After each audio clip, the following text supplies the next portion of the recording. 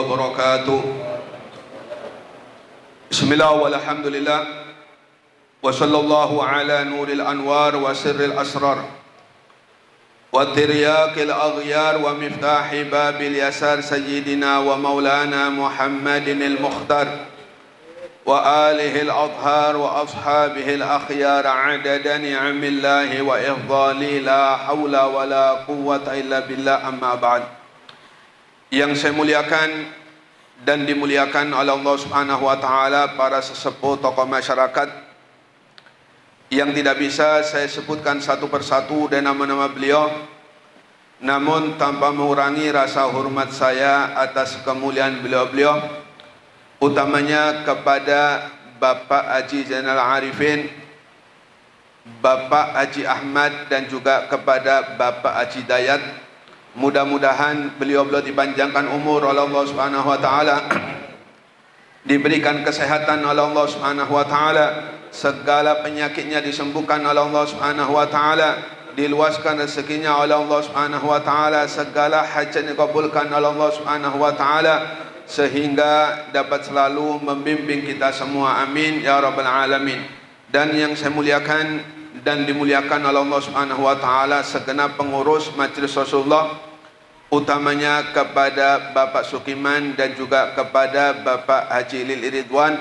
Mudah-mudahan beliau-beliau dipanjangkan umur oleh Allah Subhanahu wa taala, diberikan kesehatan oleh Allah Subhanahu wa taala, segala penyakitnya disembuhkan oleh Allah Subhanahu wa taala, diluaskan rezekinya oleh Allah Subhanahu wa taala, segala hajat dikabulkan oleh Allah Subhanahu wa taala. Amin ya rabbal alamin. Hadirin hadirat, utamanya kepada Ustadz Hasbullah yang saya muliakan dan dimuliakan oleh Allah Subhanahu wa taala.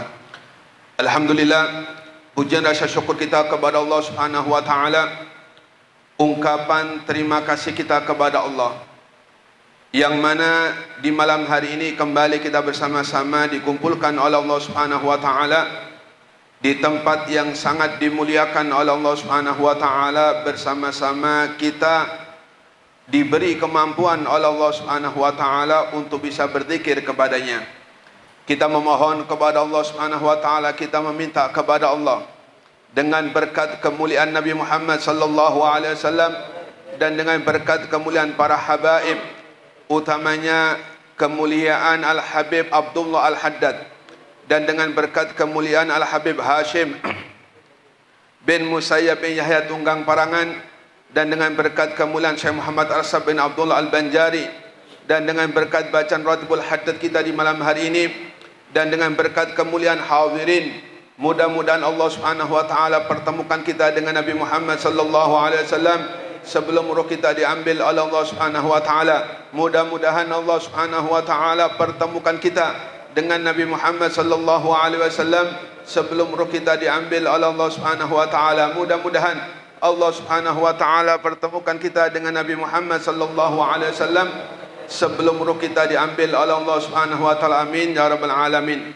Hadirin hadirat yang saya muliakan dan dimuliakan oleh Allah Subhanahu wa taala, kita lanjutkan pembahasan minggu kemarin, yaitu beberapa kelompok atau beberapa orang yang akan ditentukan oleh Allah Subhanahu wa taala menjadi penghuni surga Allah Subhanahu wa taala. Maka di antara kelompok tersebut, yang nomor 3, 1 dan 2 kemarin kita sudah membahasnya. Yang nomor 3 yaitu wal mutawaffa fi thariqil Makkah, orang yang wafat atau orang yang meninggal dalam perjalanan menuju kota Mekah, ya, tentunya untuk ibadah, bukan untuk refreshing atau bukan untuk jalan-jalan. Datang ke kota Mekah memang tujuannya untuk ibadah kepada Allah Subhanahu wa taala. Yang menjadikan penentu seseorang ibadah atau bukan atau tidak, yaitu tergantung hatinya. Minta maaf, berapa banyak kita dengarkan orang kadang-kadang datang ke masjid, namun tujuannya lain. Datang ke masjid, pulangnya bawa sandal yang bagus daripada yang ia pakai. Ini kan lain sudah. Niatnya bukan untuk ibadah kepada Allah Subhanahu wa taala. Sebab kata Nabi, innamal a'malu binniyat. Segala sahnya amal ibadah itu tergantung niat seseorang. Walaupun kita tiap malam ibadah kepada Allah Subhanahu wa taala, berzikir kepada Allah Subhanahu wa taala, kalau niatnya bukan karena Allah Subhanahu wa taala, maka semua amal ibadahnya sia-sia. Begitu pula datang ke kota Mekah. Tujuannya bukan karena ibadah. Tujuannya karena nggak enak. Nggak enak, aku kaya, nggak pernah umroh. Nggak enak sama tetangga.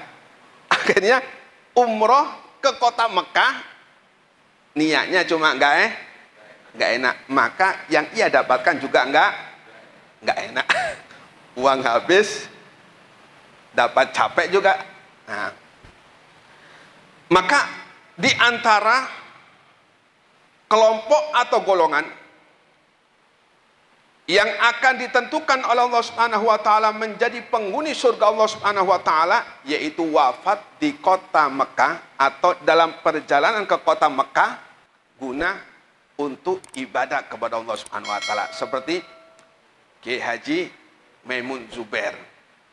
Beliau meninggal atau wafat di kota Mekah dalam rangka tujuannya untuk ibadah kepada Allah Subhanahu wa taala. Pernah suatu ketika Imam Sufyan Ats-Tsauri. Imam Sufyan Ats-Tsauri ini gurunya Imam Fudail bin Iyad.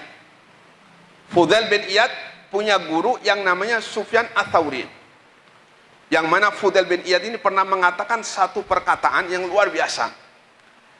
Fudail bin Iyad pernah mengatakan sesuatu yang bunyinya, inni la aghbitu malakan muqarraban wala nabiyyan mursan wala abdan salihan alaysa haula'i yu'atabuna yaumal qiyamah fa inni aghbitu liman lam yukhlaq. Kata Fudail bin Iyad, aku gak cemburu kepada para malaikat-malaikat Allah Subhanahu wa taala. Aku gak cemburu kepada para nabi-nabi yang diutus oleh Allah Subhanahu wa taala. Aku gak cemburu kepada orang-orang soleh. Bukankah semuanya bakal dicaci maki oleh Allah Subhanahu wa taala? Tidak ada satupun kelak di yaumil kiamat ketika seluruh umat-umat, mulai umat Nabi Adam hingga umat Nabi Muhammad, terkecuali mereka ketakutan menghadapi Allah Subhanahu wa taala. Jangankan kita, para nabi-nabi Allah, para malaikat-malaikat Allah yang tidak pernah maksiat kepada Allah Subhanahu wa taala, ketika berada di padang mahsyar, mereka semua ketakutan menghadapi Allah Subhanahu wa taala. Cuma ada satu makhluk Allah Subhanahu wa taala yang tidak pernah takut ketika berada di padang mahsyar. Siapakah gerangan? Itulah Nabi kita, Nabi Muhammad sallallahu alaihi wasallam. Dan alhamdulillah kita menjadi umat Nabi yang sangat dimuliakan oleh Allah Subhanahu wa taala. Akan tetapi kata Fudail bin Iyad, aku cemburu kepada orang yang enggak diciptakan oleh Allah Subhanahu wa taala. Ini luar biasa magomnya. Saking terangnya hatinya seseorang, saking bercahayanya hati seseorang, sehingga selalu merasa takut kepada Allah Subhanahu wa taala. Maka Sufyan Ats-Tsauri ini pernah bertemu dengan seorang pemuda, yang mana pemuda ini datangnya dari Irak, dari kota Irak atau Kufah. Pemuda ini ketika melaksanakan satu haji, yang dibaca pemuda ini hanya sholawat. Ketika zumrah baca sholawat, ketika tawaf baca sholawat, ketika melempar batu atau jumrah, ya, yang dibaca hanya sholawat. Maka ketika Sufyan Ats-Tsauri ini berada di dekatnya, kedengaran, ditegur oleh Sufyan Ats-Tsauri, Wahai pemuda, katanya Sufyan Ats-Tsauri, inna likulli makan maqal. Wahai pemuda, ketahuilah setiap tempat-tempat yang berbeda ada doa-doa masing-masing. Ketika tawaf ada doa masing-masing, ketika zumroh ada doa masing-masing, ketika ada masing-masing. Cuma pemuda ini yang dibaca hanya sholawat. Kemudian kata Sufyan Ats-Tsauri, wahai pemuda, kenapa engkau hanya membaca sholawat? Kemudian ditanya oleh pemuda, ya fulan, man anta? Aku Sufyan Ats-Tsauri, kata Sufyan Ats-Tsauri. Pemuda ini kenal, memang Sufyan Ats-Tsauri seorang ulama besar, tokoh sufi yang dikenal oleh orang-orang, kebanyakan orang. Maka ketika Sufyan Ats-Tsauri menyebutkan namanya, pemuda ini kenal. Wahai Imam Sufyan Ats-Tsauri, apakah engkau Sufyan Ats-Tsauri Al-Iraqi yang datang dari kota Irak? Betul, katanya Imam Sufyan Ats-Tsauri. Wahai Imam, kata pemuda, seandainya bukan engkau yang bertanya, maka tidak bakal aku ceritakan kepada engkau apa yang terjadi terhadap diriku. Pemuda ini dari kota Kufah datang bersama bapaknya dengan tujuan untuk haji. Namun di tengah-tengah perjalanan abahnya meninggal. Pemuda ini ketika melihat abahnya meninggal, tiba-tiba wajahnya ini berubah menjadi kepala binatang. Jadi memang minta maaf, orang yang melampaui batas untuk berbuat maksiat kepada Allah Subhanahu wa taala ini memang akan dirubah bentuknya oleh Allah Subhanahu wa taala, akan dirubah kepala Allah Subhanahu wa taala menjadi kepala binatang. Entah itu di dunia atau kelak di yaumil qiyamah. Dan kebetulan abah pemuda ini abahnya orang ahli maksiat.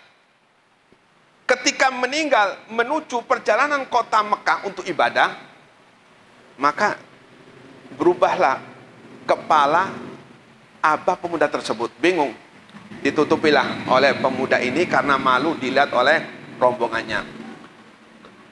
Mikir, sedih dan susah karena kepalanya berubah menjadi binatang. Pemuda ini karena sangat capeknya pikirannya tertidur. Ketika tertidur, maka pemuda ini didatangi seorang yang sangat tampan sekali. Wajahnya bercahaya. Kemudian ketika pemuda seorang ini yang tampan tadi, yang wajahnya bercahaya, membuka tutup mayit abahnya pemuda ini. Ketika dibuka, diusap oleh orang tersebut, diusap, maka tiba-tiba wajah yang berupa binatang tadi berubah menjadi tampan dan bercahaya. Betapa senangnya anaknya, langsung ditegur, wahai fulan, siapa anda ini? Aku Muhammad Rasulullah SAW, katanya si orang tersebut, yakni Nabi Muhammad SAW.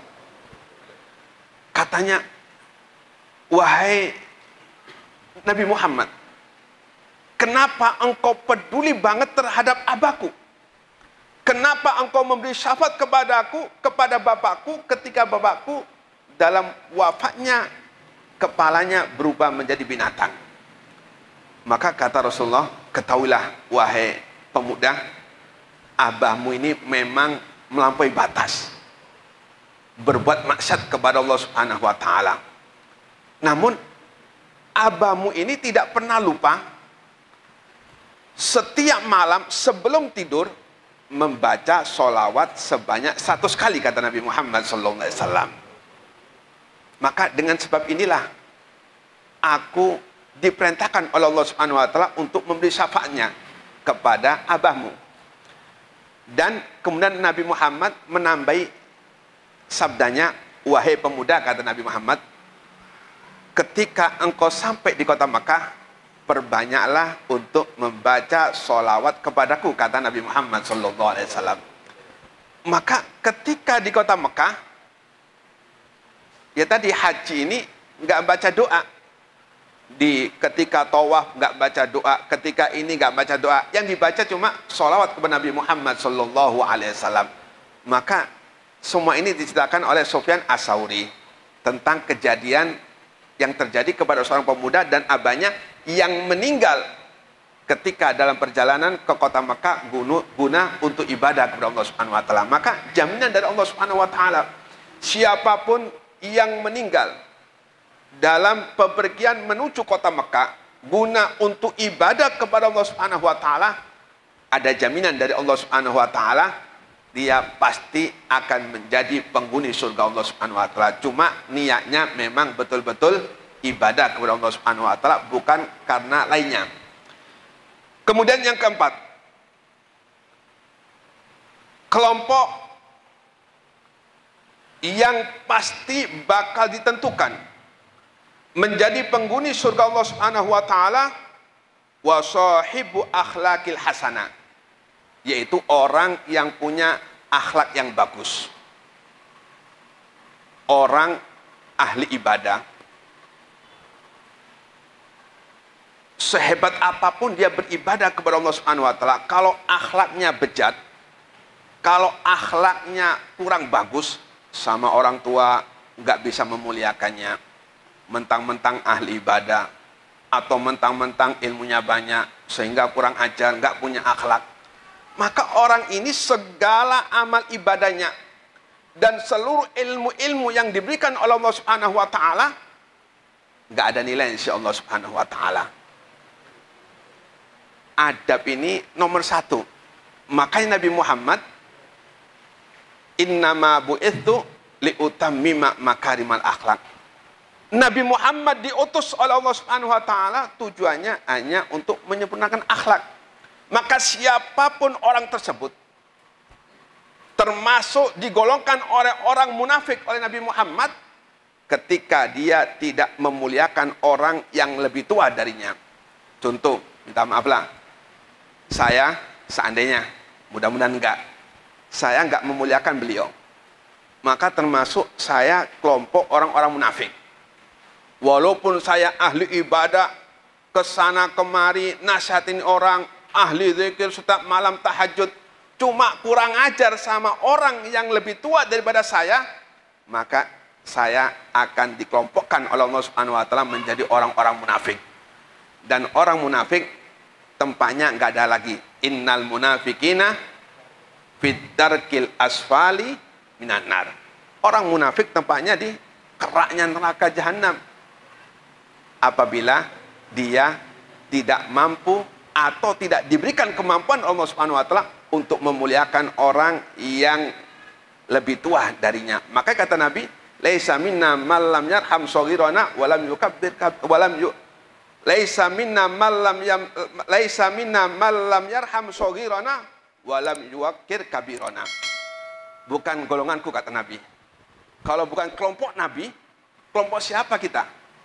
Kelompoknya iblis, orang yang ahli maksiat, kelompoknya Fir'aun, yaitu seseorang yang tidak memuliakan orang yang lebih tua darinya. Jangan mengaku umat Nabi Muhammad kalau kita nggak memuliakan orang yang lebih tua dari kita. Jangan berharap surga Allah Subhanahu wa taala orang yang tidak mampu memuliakan orang yang lebih tua dari kita. Tempatnya orang ini yaitu neraka Allah Subhanahu wa taala. Coba kita perhatikan bagaimana Sayyidina Ali, pintunya ilmu. Ketika beliau datang ke masjid dan di hadapannya ada seorang Yahudi, seorang yang menyekutukan Allah Subhanahu wa taala, namun orang tersebut lebih tua darinya, beliau tidak mampu mendahulinya. Beliau nggak berani mendahulinya. Ini orang tua, orang Yahudi. Sayyidina Ali sini, masjidnya di salon ini. Sayyidina Ali nggak berani untuk mendahului orang tua tersebut, tetap di belakangnya beliau. Sehingga Sayyidina Ali hampir ketinggalan sholat bersama Nabi Muhammad. Cuma Allah Subhanahu wa taala maha memuliakan orang yang memuliakan orang yang lebih tua. Ketika Sayyidina Ali memuliakan orang yang lebih tua, tidak mau mendahului orang yang lebih tua darinya, walaupun orang itu orang Yahudi, maka dimuliakan Allah Subhanahu wa taala. Nabi Muhammad rukuk, ditekan oleh malaikat Jibril. Wahai Nabi, jangan i'tidal dulu. Jangan bangkit dulu dari rukuk. Tunggu Sayyidina Ali masih dalam perjalanan. Ya otomatis minta maaf. Orang tua kalau jalan nggak secepat orang muda. Orang tua jalannya pelan-pelan. Sayyidina Ali ikut pelan-pelan. Nunggu orang tua ini sampai melewati masjid. Ketika orang tua ini melewati masjid, baru belok Sayyidina Ali ke masjid Nabi Muhammad. Dan ditemukan di situ Sayyidina Rasulullah dalam keadaan rukuk. Maka Sayyidina Ali ngangkat takbir Allahu Akbar langsung rukuk. Berarti Sayyidina Ali masih mendapatkan satu rakaat dengan Nabi Muhammad SAW. Kenapa? Karena menutup rukuk. Karena ditekan oleh malaikat Jibril supaya Nabi tidak mengangkat dulu. Maka ketika selesai sholat, Nabi bertanya, wahai Ali, apa yang terjadi? Rasulullah, apapun yang terjadi, beliau tahu. Wahai Nabi, kata Sayyidina Ali, tadi aku ketika hendak ke masjid, di waktu-waktu awal sholat bersama engkau cuma ada orang tua. Dan saya tidak berani untuk mendahulunya. Dan orang tersebut adalah orang Yahudi. Maka kata Nabi, ya Ali, hakada bu'ithna. Seperti inilah aku diutus oleh Allah Subhanahu wa taala.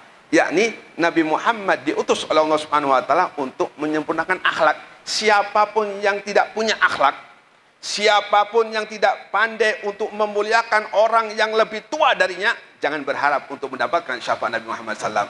Jangan berharap untuk menjadi umat Nabi Muhammad. Jangan berharap untuk mendapatkan surga dari Allah Subhanahu wa taala. Minta maaf, orang yang ahli maksiat, ya, cuma dia punya akhlak. Dengan orang yang ahli ibadah, punya ilmu banyak, cuma nggak punya akhlak, ini lebih bagus orang yang ahli maksiat. Cuma dan itu ya. Jangan gitu. Lebih bagus orang yang ahli maksiat namun akhlaknya bagus dibandingkan orang ahli ibadah ilmunya banyak cuma akhlaknya enggak punya. Sebab al-adab fawqal ilm.